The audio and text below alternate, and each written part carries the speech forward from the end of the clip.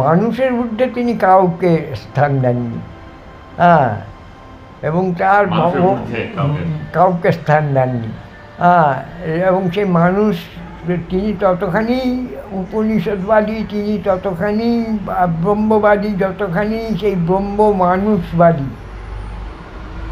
হ্যাঁ, তো মানুষ ঊর্ধ্ব কোনো ব্রহ্ম বা কোনো স্রষ্টাকে তিনি করেননি।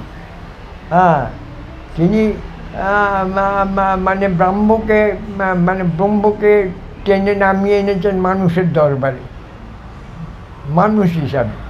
হ্যাঁ, মানুষ, এই যে মানুষের প্রতি যে গভীর প্রেম, গভীর ভালোবাসা, যেটা তাকে ওই কঠোর বাস্তব, যেটা তিনি বিশ্বাস করেন না, সেই কঠোর বাস্তব সিদ্ধান্ত নিতেও বাধ্য করেছিল, যে ভারতবর্ষের দিকে যখন তাকিয়ে দেখেছেন ধর্মের নামে, হ্যাঁ, যার জন্যে ওই বিখ্যাত এটা, হ্যাঁ, তো আচারের তুচ্ছ বালগুরাটি, বিচারের স্রোতধারা ফেলে নাই গ্রাসী, চিত্ত যেটা ভয়শূন্য উচ্চ যেটাসি, হ্যাঁ, তো যা আচারের এই তুচ্ছ বালুরাশি, হ্যাঁ, আমার র্যাশনালিজমকে ধ্বংস করে দেয়নি, বিচারের স্রোতধারা ফেলে নাই গ্রাসী, বুঝলেন তো?